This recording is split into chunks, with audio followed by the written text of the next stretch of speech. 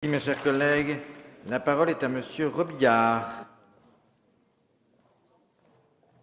Madame Carré-Comte, alors. Tout c'est de nous prévenir.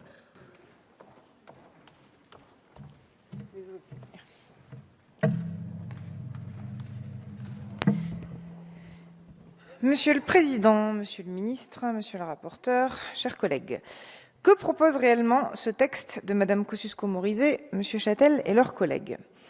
Derrière ce qui constitue la justification de votre proposition de loi, le cas parisien et plus précisément l'affaire Sephora sur les Champs-Élysées, ce que vous proposez, car vous ne saurez ignorer que l'on ne fait pas des lois pour des cas particuliers, on fait des lois au nom de l'intérêt général, ce que vous proposez donc, c'est une vision de société que nous récusons totalement. Reprenons simplement une phrase de votre exposé des motifs.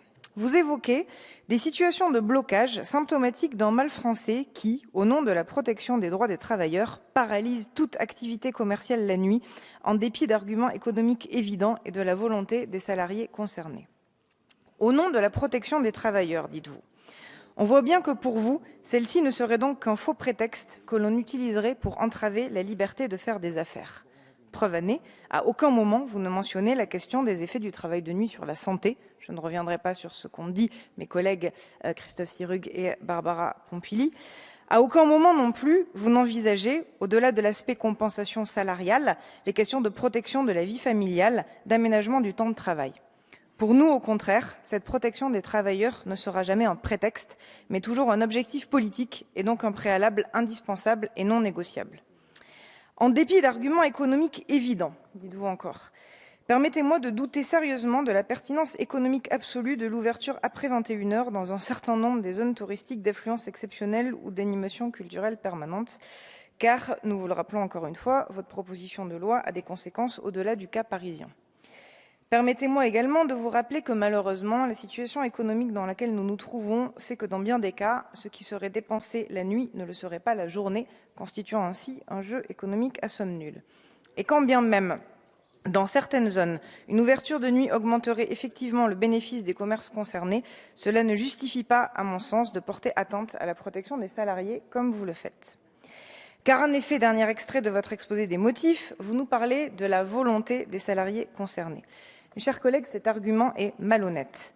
De quelle réelle volonté, de quelle réelle liberté parle-t-on quand on doit faire face à la pression de son employeur? Et je voulais dire par ailleurs à ma collègue qui vient d'intervenir à l'instant que j'ai trouvé qu'invoquer la Déclaration des droits de l'homme et du citoyen pour justifier le travail de nuit était quand même quelque peu déplacé. De plus, cette volonté des salariés que vous invoquez, vous la piétinez ensuite en proposant dans votre texte une dérogation majeure au Code du travail, permettant de mettre en place le travail de nuit sans accord collectif préalable par décision unilatérale de l'employeur, même en cas de résultat négatif à ce même référendum. C'est ce qui primera in fine dans votre dispositif, malgré les amendements apportés en séance par le rapporteur.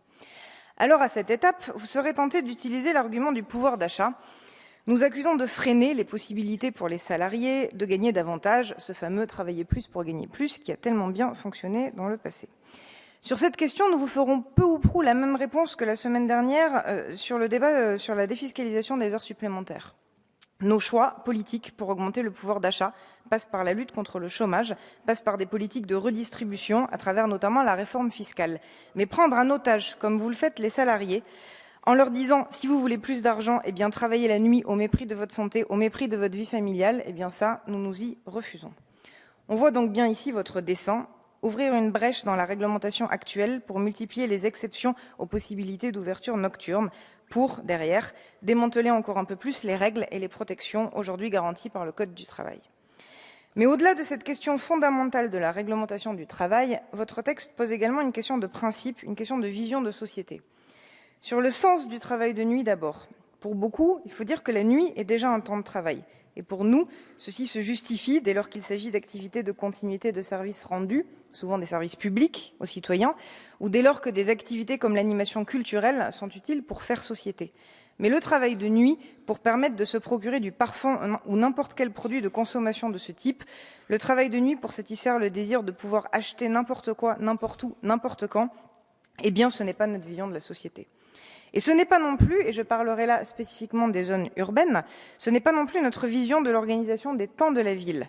Nous ne défendons pas la vision de ville déshumanisée, organisée au nom de l'impératif de consommation et d'activité économique, fonctionnant dans ce but en permanence et sans interruption, du lundi matin au dimanche tard dans la nuit.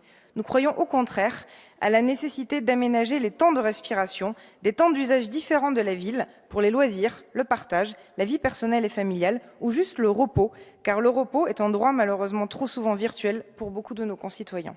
Voilà pourquoi, pour l'ensemble de ces raisons, tant philosophiques qu'économiques et sociales, nous repousserons sans hésitation et avec conviction votre proposition de loi. Merci. Merci.